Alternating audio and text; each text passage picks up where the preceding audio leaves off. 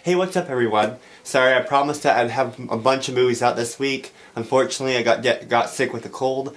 Was unable to use some film and prepare for those movies, so I'm just going to do a quick movie talking, just basically a quick movie talking about mostly UW's win in the Apple Cup over WSU. Yes, another win, 7 straight, go Dogs. Their and all the transactions that have happened since then. So just kind of catching up and going over each little thing and giving you my thoughts and what's going on.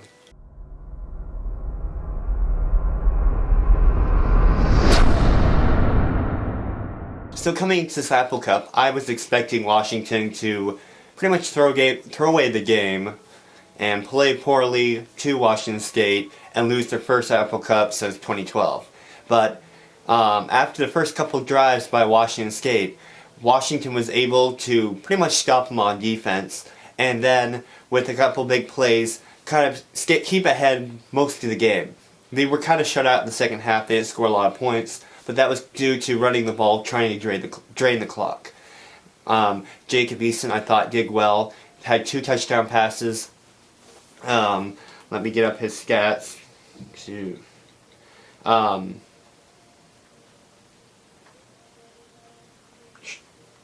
we go. Jacob Eason was 15 of 22 for 244 yards, and he only threw 1 touchdown pass.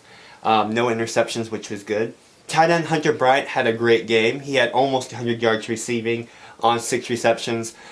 Terrell Bynum was kind of the dark horse player in the game that no one really expected. He had the big breakout game. He made the big plays that really boosted Washington's offense. He had a touchdown catch in the game. Defensively, Washington took away the football 2 times from defensive backs Elijah Molden and Trent McDuffie. 2 big plays that pretty much ended all hope for Wazoo to score any points in the second half. Washington's pass rush was pretty much made it impossible for Wazoo's quarterback to scan in the pocket and make the throws.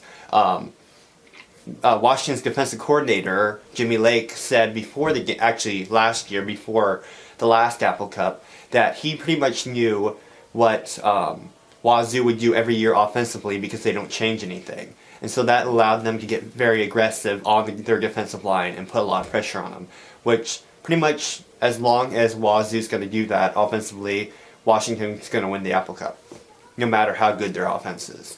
So Washington finished the game winning 31-13 over Wazoo.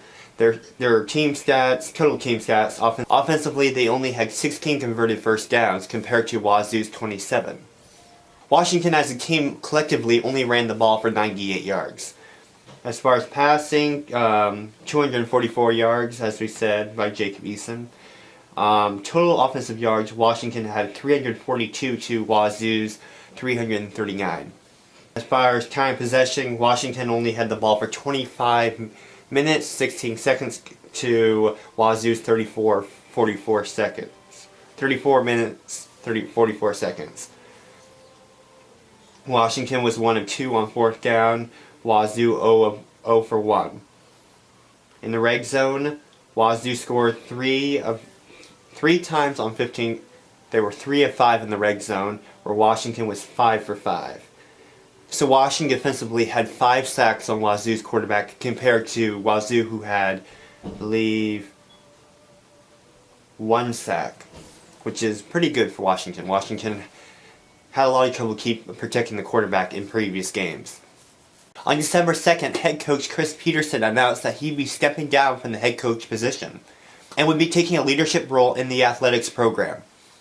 Washington announced that their new head coach would be former defensive coordinator Jimmy Lake, and Washington has already shown that they believe that he can take the team to the playoffs and beyond by giving him a 5-year contract. As far as the bowl game, Washington will be taking on Boise State in the Las Vegas Bowl, or we could say the Chris Peterson Bowl, because Chris Peterson was head coach of both teams for a good amount of time, was very successful with both programs in the playoffs and all that.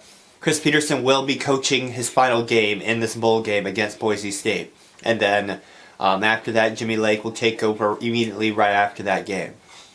So that's all I have for Washington. Hopefully I can do another movie talking about, hopefully another movie soon about what's going on with the players. If quarterback Jacob Eason is planning to stay for a final year, which could be good for him as far as his career goes, but in the NFL, if he gives the NFL a little bit more good tape on him, and be good for Washington and their fans if they can keep him for another year.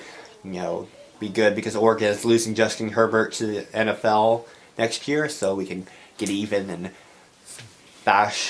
beat up on Oregon next year, hopefully. But Oregon has good defense. And we'll talk about Washington's injuries, who's available for this upcoming bowl game, and the bowl game results. So keep an eye out for that. And I am still going to release my part 2 on Seattle's victory over San Fran, my defense thoughts on their defensive line, secondary, and all that. So even though I am a few weeks late, I'm still going to finish that. I may do a little bit on their blowout loss to LA, but I don't like to dwell on the sad stuff, so I'm going to go right by that. And I will do a movie on, hopefully, their win over Carolina next week. So keep an eye out for that. That's all I have. Thank you for watching. I'll see you around.